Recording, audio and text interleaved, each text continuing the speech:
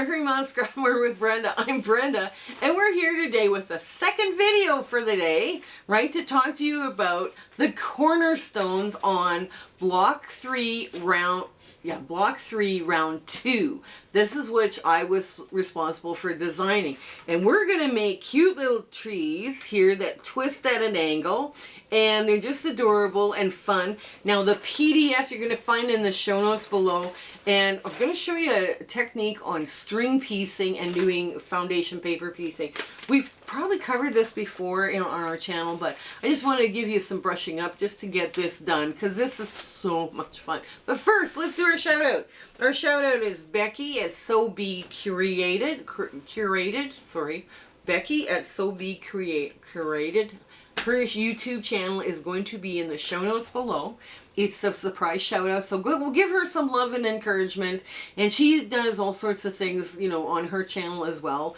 She's a quilt shop in Australia or New Zealand. I'm not sure where exactly she is, but you know, she also puts up free patterns and just does sew-alongs and that kind of thing. So give her some love and encouragement. It's all great. Now, the other thing I wanted to talk to you guys about is I speak for free to quilting groups and quilting guilds over Zoom for, you know, like for 40 minutes, and we talk about using your fabric scraps, we talk about elements of design, and we talk about making charity quilts. So if your group is looking for any one of those 3 items to be discussed or would like to, you know, put my name forward and tell them I speak for free, I'd be happy to talk to your group over Zoom, right? For, you know, the time. I have met so many talented and amazing quilters. I find them all very inspiring, and their stories behind their quilts as they're doing their show and tell. It is so heartwarming for me to see that, right? So this is what I want to continue. We were doing it during the pandemic, and I thought, no, I want to continue this. This is really good for me, and it puts me in a really happy spot where I'm inspired. And it's just like, okay, we can keep doing this. I'm good. The community round robin here has gone along, and it's wonderful to see those blocks coming together. We are seeing them from the Facebook group. Now that community round robin calendar schedule is going to be in the show notes below as well. So it's really important you get in there because you're going to find the PDF and everything, right? And it'll tell you where to go next or whose channel is hosting it next. Now, Michelle from Bits and Pieces is going to be hosting the pattern on her website. I don't have a website, but she does, and she said she would host it. And this pattern is free. Like, we're not going to take these blocks down after a while. Like, we're just going to let you guys have them for free. You work at your own pace. But it's going to be a lot of fun today for this one today. Let's see, the last thing is our Facebook group is growing rapidly. It's warm and welcoming. We do all the same things other Facebook groups do, like when showing pictures and all this stuff. We have so many fun community chats to join in on. There's one for fabric exchanges by countries, recipes, free. I love the recipes ones. And, you know, like how to organize your scraps, you know, that kind of thing. Free patterns are also posted as people find that where free patterns are on the internet. They post links back in that group to share with everyone, which I just think is just absolutely wonderful. And we have a virtual sewing room that's open 24 hours a day, 7 days a week under Discord for the Facebook group. Now that group is the people that are participating in there are having all sorts of fun. You never know where you're going to meet people or where they're from, and it's a lot of fun to sit and chat and sew with people. So this is something that, you know, we all enjoy doing, right? Now lastly is the Zoom sew dates. Now the Zoom sew dates are from now until December. They're all listed out on a calendar, right, as the dates that we're going to host them. We're either in Alberta, Canada, which is my home, or we're in Arizona, which we have a small little winter home there. And it's just been lots of fun. And the people that show up, we all have fun. If you don't feel like sewing that day and you want to bring your cross stitch, come hang out. It's fun. We try and talk to everybody, and we find out what they're inspired on, or what's inspiring them today. And I don't necessarily want people to bring stuff I've shown you. Bring the stuff that's inspiring you, and you know, the things that you want to get done, or all, you know, that kind of thing is just wonderful, right? So I think that's about it. We got it all covered, including our shout out. Yes, we did. Come on in, let's get to the sewing. Okay. Okay, we're at the sewing machine here, and here's our little tree pattern. Now I've already scored it, marked it with my the tracing wheel, so I'm hoping you can see the little bubbles on the back. Now all that's going to do is help me do some placing and, you know, quick placing, so that makes this a little quicker. Now I have my green scraps already out, and I've got a few extra little trees, which is okay. I'll do them later. I won't make you watch me do all those. So what this does is help me line it up. So I first want to have 1/2 inch this way, right? A good 1/2 inch this way, which I have. And then a good 1/2 inch the other way, or center this kind of on both sides, right? So now, fine, I grab number 2. That's number 1. Now I grab number 2, and I just kind of line it up. And I want to make number 2 a little bit bigger. I'm using my crumbs, guys. This is my bin of white crumbs. I can pick anything out of there. I'm good. So now we're going to put this under the needle. I'm going to sew all the way up with the written side up. Okay, and we're going to go up to the 1/2, or, you know, about 1/4 inch past that line that goes this way. And then, let's see, we'll cut this out. And we'll just give it a gentle little tug. I'm only doing one of these at a time, or one. I did several of these at once, so that, you know, kind of. So now we're going to flip this over, and I'm just going to finger press this out of the way, just like that, just quick like that. You know, it's not. There's no worrying. There's no hustle. There's no nothing. And I'm going to grab another crumb. It doesn't matter what color your crumb is, as long as it's low volume. And I'm going to do the other side of the tree trunk. And I'm going to go up about a good 1/2 inch or 1/4 inch up over. Now, there we are, right there. And just loosen that off. I plug under. Okay, there we go. Now, we're going to, can you see this here? Yeah. Okay, so now I've got all of that trunk part sewn. So that's good. Now what I'm going to do, I've got a bunch of green scraps here. I'm just going to take this big ruler and put it off to the side for a sec. And now what we're going to do is I'm going to fold, because I want to make sure I have a good 1/4 inch line, and yes I do. So I'm just going to trim this off just to make sure I've got nice and flat, you know, nice flat line. And, okay, so now on this side, I'm going to do string piecing. Right now, string piecing is really easy to do on these. Like, you take this, and, you know, you got like a good 1/2 inch bigger than you need on both sides. You know, kind of, because these are little strings and crumbs. This is stuff I found in my crumb bin.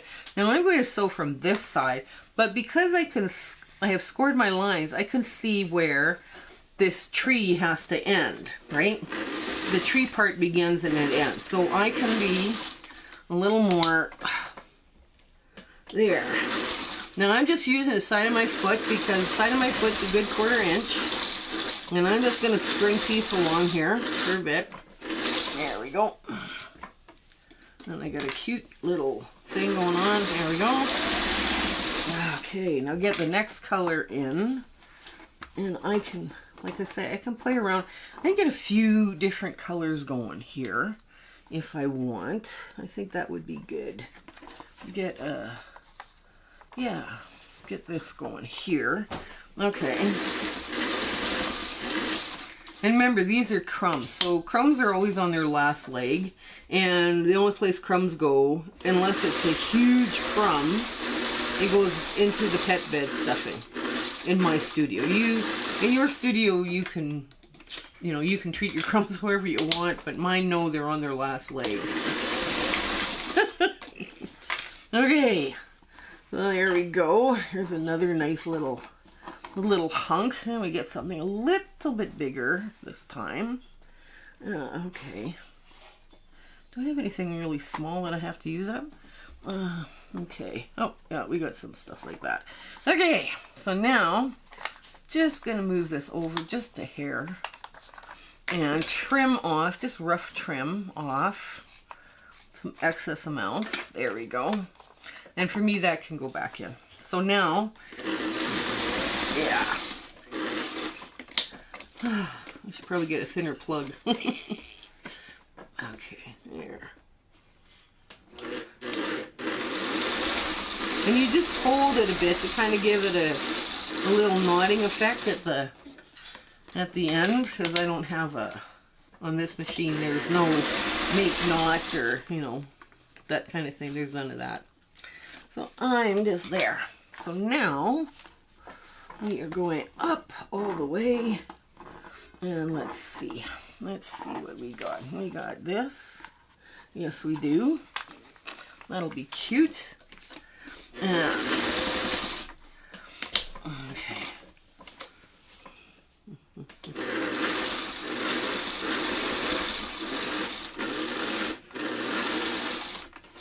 There. Yeah, so this always comes together so nicely, you know. They're not hard. And actually, what I'm doing now is, as I make little things to sew, what I do is I put them in, you know, just, you know, I cut them and I put them in my crumb bin. So when I get a minute or two, I'm going to take the piece, that skinny piece that was right at the top, or right first here that I cut off, and I put that on top, right on top of this. So I have good coverage, and the rest of it can go in the pet bed scraps. Okay, there. Just slip it under just like so. There we go. Now, this is the, we're done with all the greens that I need for today. There, I'm just going to put that back in the box. And now, there. So now, it just, you know, like I say, just finger press it in place. You're going to find, now you're going to find 5. You're just going to fold it over, and it folds over easy because you've done your scoring, you know, so you don't have to sit there and fight with it. That's always helpful when you're doing foundation paper piecing. And you just got little bits here to trim off. You know, it's all crumbs. It's all good. It'll all go back into a pet bed someday. Now I'm going to look for a larger, skinnier, longer skinny piece. And here's a perfect one. There we go. I'm going to sew that with the right side down. Okay, just like that. And, okay.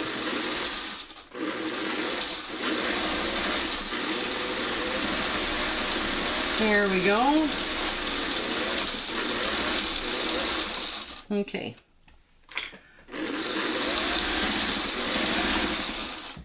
Now, with this, I'm going to pull that out of the way. So because this is such a large piece, chances are what I cut off of it, this here, will probably fit on the other side. So what I'm going to do, I'm going to get my, never cut with this ruler, you know, when you're trimming, you know, like trimming, it's, your fingers are way too close, right? So let's get this over here, get that little bit gone. And now we are going to put the bigger side down here, right? We're going to trim first, so, okay. So that was kind of like, yeah, so both sides of this have the same fabric, but that's okay. It's a foundation paper piece, and it's scrappy, and it's supposed to be a little fun, and you're supposed to be a little frugal with stuff. So you can cut with this, but when you're trimming that blade, that rotary cutter is way too close, right, to do any long, because your fingers are too close to it, actually, so be very careful when you're using that big rotary cutter. Okay, so here we are. We're going to put this down just like so, and make sure we got good coverage. Yes, we do. Okay, now, okay, I'm just going to go from this side all the way up. Oops. Get all the string off the thread, I mean, off the top. And another piece.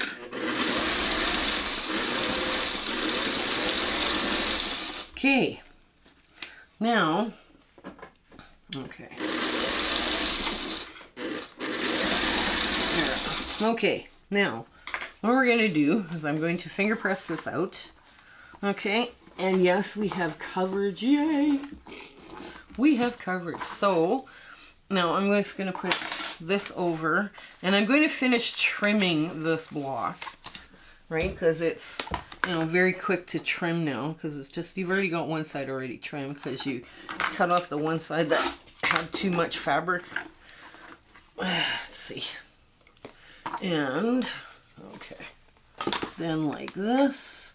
And I line up my 1/4 inch right on the line, the inside line. That makes sure I've got a good 1/4 inch for my sewing to do. And wow, I'm starting to get a sore throat today. Must be all the smoke.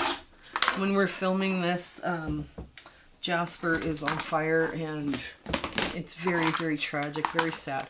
So now what I'm going to do, there. So there's my block. Now I'm just going to give it a quick stay stitching and making sure everything stays in place.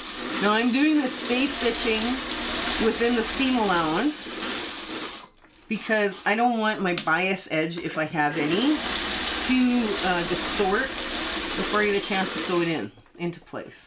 All right, so I just run a little stay stitch, and I can peel my paper then, which is really quick, and I have a nice little block.